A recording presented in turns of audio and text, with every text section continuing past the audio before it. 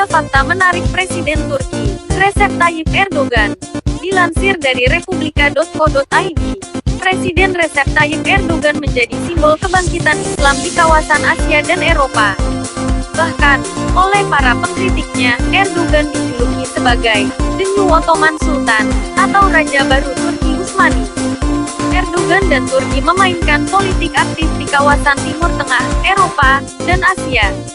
Ribuan tentara Turki hadir di sejumlah negara, dari Irak, Libya, hingga Suriah. Pernah di Sudan juga.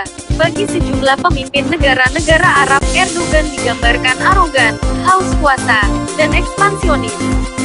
Erdogan dipersepsikan sebagai sosok yang ingin membangkitkan kekhalifahan yang sudah punah. Kontroversi terkini Erdogan, terkait dengan rencananya mengubah Hagia Sophia dari museum menjadi masjid.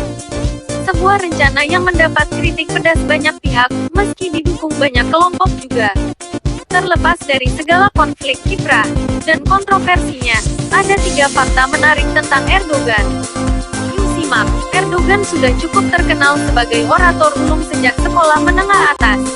Pria kelahiran tanggal 26 Februari tahun 1954 ini kemudian sempat bermain di klub sepak bola profesional. Ia bermain di klub Kasimpasa-Spor antara 1969 dan 1982.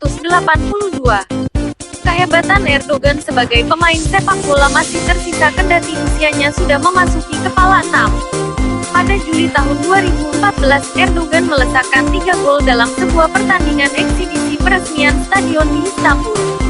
Erdogan bermain sepak bola lokal sejak usia 16 tahun sebelum ke Liga Amatir. Ia dikabarkan sempat ingin direkrut oleh klub ternama Turki, Fenerbahce, namun ayahnya menolak. Erdogan lantas masuk ke Universitas Marmara. Ia pun aktif di Partai Islam pimpinan Erbakan. Pada 1994, Erdogan terpilih menjadi wali kota Istanbul. Kemenangan di Istanbul membuat kaget kelompok sekuler. Erdogan pernah merasakan bagaimana pahitnya jeruji penjara. Pada 1998 ia divonis 10 bulan setelah membacakan puisi kontroversial. Puisi itu membandingkan masjid dengan barak, menara dengan bayonet serta keimanan dengan tentara. Vonis itu membuat ia mundur dari jabatannya sebagai wali kota. Hurriyet Daily melaporkan, rombongan 2000 kendaraan mengantarkannya ke penjara Hakan Aslaneli, Istanbul.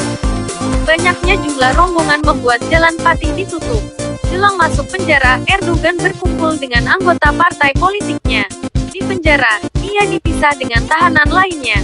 Setelah menjalani masa hukuman, Erdogan dibebaskan pada 1999.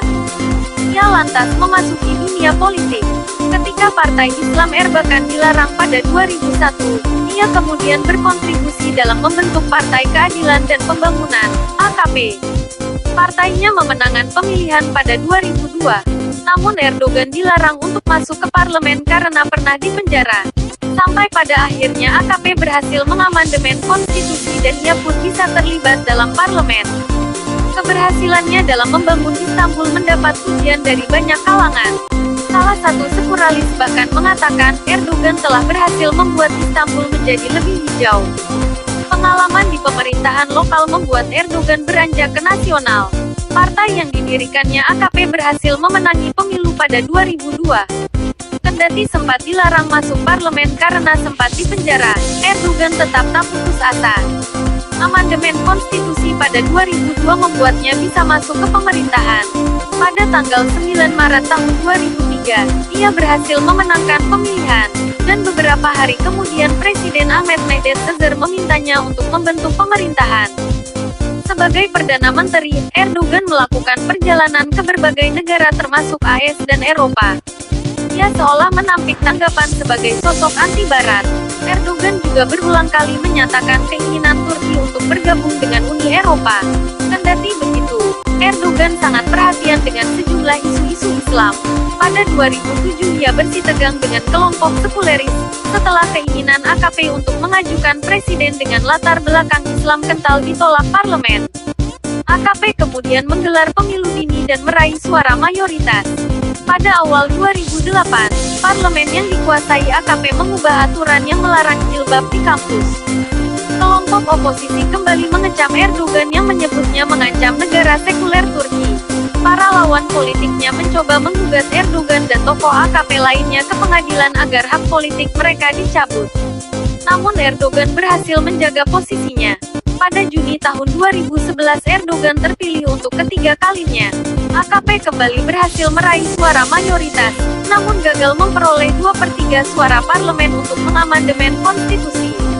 Erdogan ingin agar sistem pemerintahan Turki diubah, dengan memberikan kekuasaan lebih besar pada presiden. Erdogan tak bisa lagi maju pada 2014 karena dibatasi oleh Undang-Undang Dasar yang melarang 4 kali masa jabatan. Kendati begitu, ia dapat dengan mudah meraih kursi kepresidenan. Pada tanggal 28 Agustus tahun 2014 ia pun dilantik sebagai presiden. AKP kehilangan suara mayoritas pada pemilu Juni tahun 2015 lalu. Namun mereka berhasil kembali mengambil kuasa itu pada pemilu setelah 2015. AKP kembali bisa membentuk pemerintahan tanpa harus berkoalisi dengan partai lain. Kendati tidak menjabat sebagai Perdana Menteri, Erdogan tetaplah menjadi pemimpin disegani. Presiden AS Barack Obama tak jarang berkomunikasi langsung dengan Erdogan untuk membahas masalah Suriah.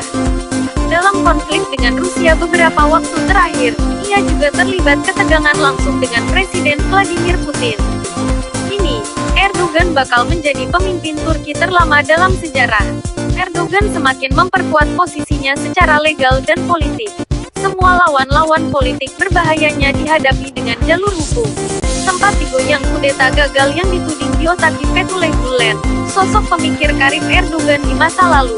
Kemudian Erdogan menangkapi para pelaku kudeta. Erdogan bakal tercatat dalam sejarah Turki dan dunia. Demikian sekilas tentang Erdogan. Mudah-mudahan bermanfaat.